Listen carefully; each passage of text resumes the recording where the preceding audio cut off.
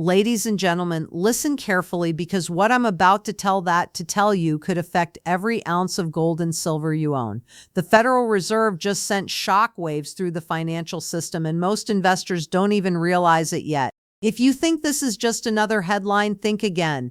This is the kind of moment that separates the people who preserve their wealth from those who lose it. And today I'm going to show you exactly why gold and silver are not just investments. They are your financial lifeboats in a storm that's already brewing. You need to understand something very clearly. When the Federal Reserve makes a move, it is never just a technical adjustment. Every decision, every hint, every subtle statement is a signal not just to Wall Street, but to the entire global financial system. And right now, the signals coming from the Fed are flashing red. We're talking about a shift that could reshape markets, influence currencies, and directly impact the value of gold and silver. Most people don't realize this. They see interest rate changes or policy announcements and think it's just numbers on a page. But that's a dangerous way to look at it. The Fed is the central nervous system of the U.S. financial machine. When it twitches, the rest of the body reacts, sometimes violently. Let's start with the basics. Interest rates are the Fed's primary tool, but they are not the only one. When the Fed raises rates, lowers rates, or adjusts its balance sheet, it is signaling expectations for inflation, economic growth, and financial stability. But what's critical, and what the mainstream often misses, is that these actions have a cascading effect. Rising rates can strengthen the dollar, yes, but they can also increase borrowing costs for corporations, slow economic activity, and put pressure on debt-laden governments. Conversely, lower rates can stimulate the economy in the short term, but risk inflation, currency devaluation, and the erosion of wealth for savers. So every Fed decision is a delicate balancing act, but a balance that rarely satisfies everyone and sometimes fails spectacularly. Now consider this. The Fed doesn't operate in a vacuum. Its moves are closely watched by central banks around the world. When the Fed acts, global capital flows adjust. Emerging markets feel the impact immediately, often in the form of currency pressure, rising interest costs, and capital flight. Institutional investors and hedge funds analyze Fed statements with laser precision, anticipating how every nuance could affect our portfolios. The ordinary investor sees the headlines, but the smart money reacts in real time, often creating a feedback loop that magnifies the Fed's initial action. And here is where gold and silver come into play. They are not just commodities, they are the ultimate barometer of confidence in fiat currency. When signals from the Fed suggest instability or uncertainty, gold and silver respond sometimes sharply. What's happening right now is subtle but significant. There are changes in tone, changes in forward guidance, and even slight alterations in the language used in official statements. These may seem minor, but in financial markets, words carry weight. A subtle acknowledgement of inflation risk, a nod toward potential liquidity tightening, or even a hint at balance sheet reductions can trigger market reactions that ripple across currencies, equities, and commodities. This is not conjecture.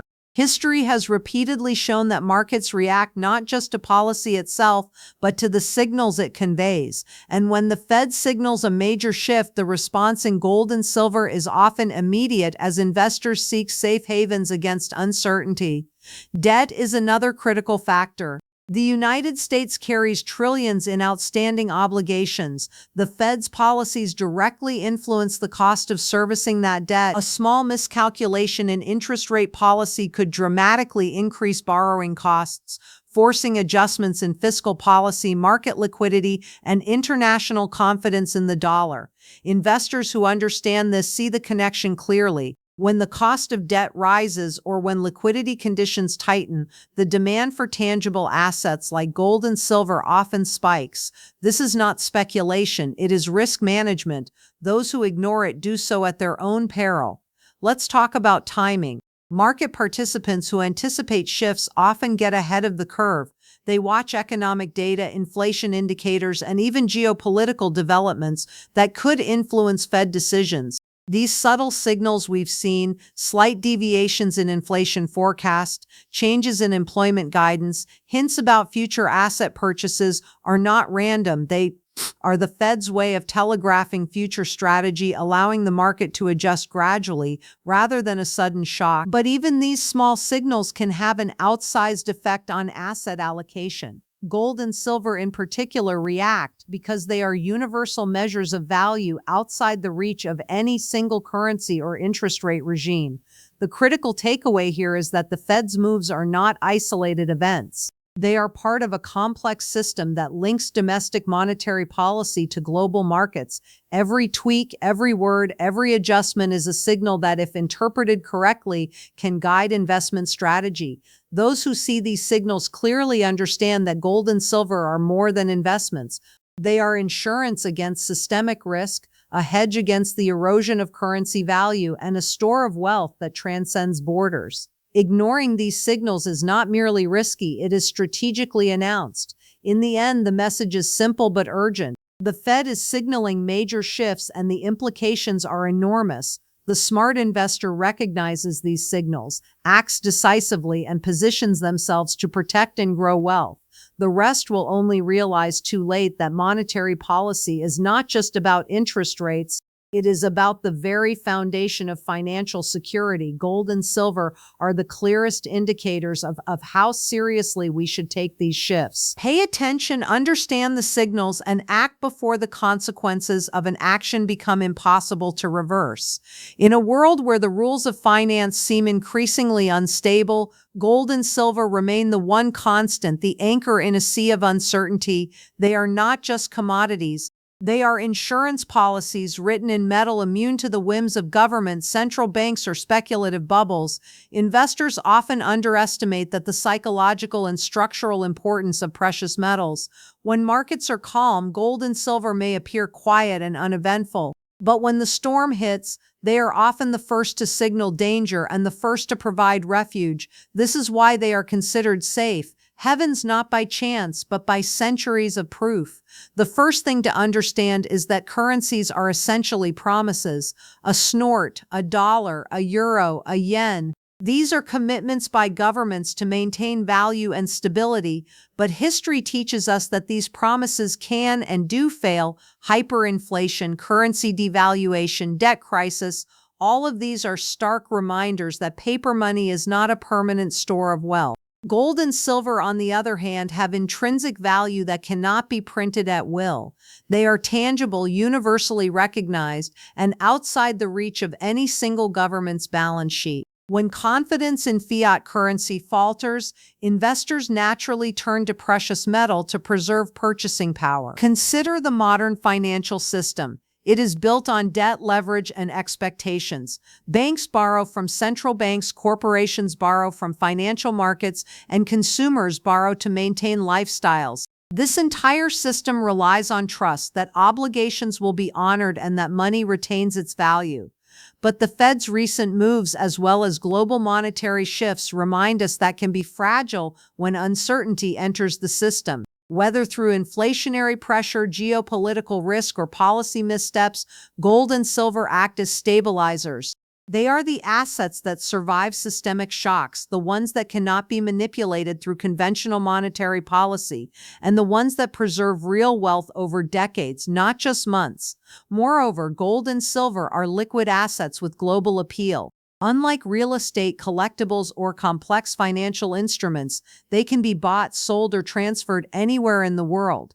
This universality matters in times of crisis. When swords, currencies weaken, or markets collapse, gold and silver do not lose their intrinsic value. Their worth is recognized across borders and cultures. Investors who fail to include these metals in their portfolios often find themselves exposed, relying solely on instruments that are vulnerable to policy changes or currency risk.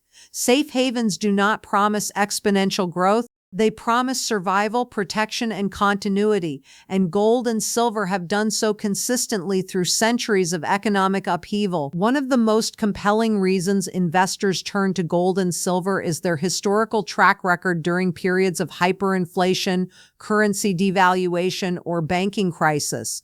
These metals not only preserve value, they often increase in relative terms. When paper money is losing purchasing power daily, an ounce of gold or silver holds firm. This is not speculation, it is documented fact. In countries where economic collapse has struck, gold and silver often become the only reliable currency for transactions, a lifeline when the banking system fails. The message is clear. In times of uncertainty, tangible assets outperform promises.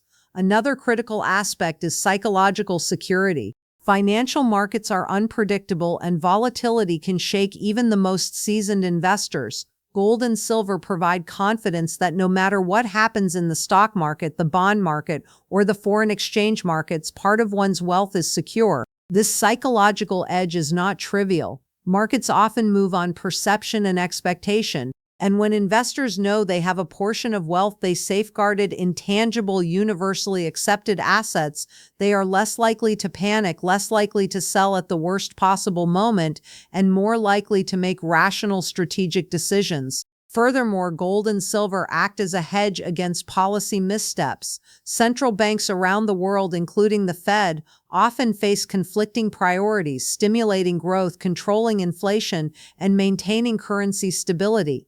Mistakes are inevitable. When policy miscalculations occur, investors exposed solely to paper assets or interest instruments suffer losses. Gold and silver, immune to these errors, rise in importance precisely when conventional assets falter. They are not just a hedge against inflation, they are a hedge against human error, policy risk, and the unintended consequences of complex economic systems. It is also important to recognize that these metals have asymmetrical advantages. While other assets may fluctuate based on industrial sentiment, corporate earnings, or geopolitical developments, gold and silver are inherently scarce. They cannot be created at will. Their supply is finite and constrained by nature.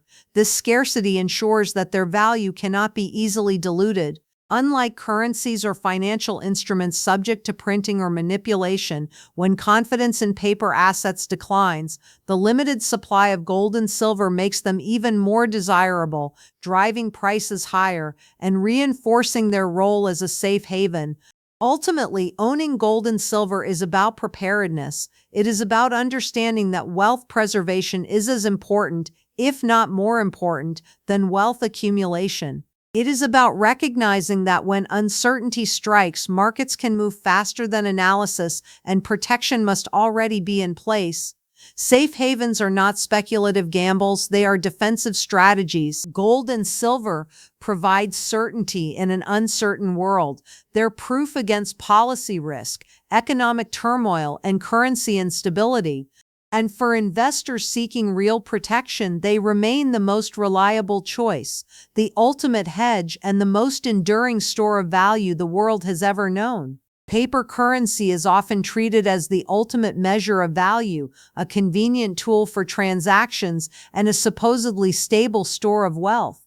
But if you look beneath the surface, the reality is far more precarious. Currency is essentially a promise, a claim on the future productivity and stability of a government and its institutions. Unlike tangible assets such as gold, silver, or real property, a piece of paper with a printed number only has value because people believe it does. And belief, as history demonstrates, can be fragile, fleeting, and easily shaken. The first risk lies in the very nature of money creation. Governments can and regularly do increase the supply of currency.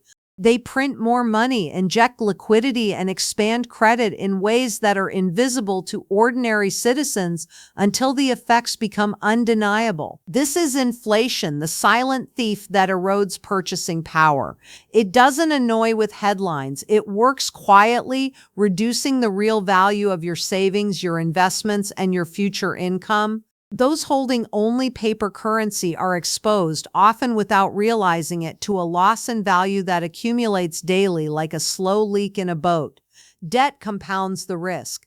The United States, along with many other nations, carries astronomical levels of debt, both public and private. Servicing this debt requires continuous flows of currency, often through interest payments that consume real economic output. When obligations become too large relative to the productive capacity of the economy, governments face dilemma: neither raise taxes, cut spending, or dilute the currency through further printing. The latter is the most common, and it is precisely this dynamic that undermines faith in paper money. When currency is devalued to meet obligations, the holders of that currency bear the cost. This is a hidden systemic risk, one that is easy to ignore until it becomes impossible to avoid. Monetary policy itself introduces another layer of vulnerability. Central banks attempt to control economic growth, inflation, and employment through interest rates, asset purchases, and other tools. While these measures are designed to stabilize, they can also introduce distortions. Artificially low interest rates may encourage borrowing beyond sustainable levels, creating bubbles in real estate, stocks, or other markets. When these bubbles burst, the resulting losses fall squarely on those who rely solely on currency-based assets. Likewise, sudden shifts in policy can trigger volatility that spreads quickly through the global financial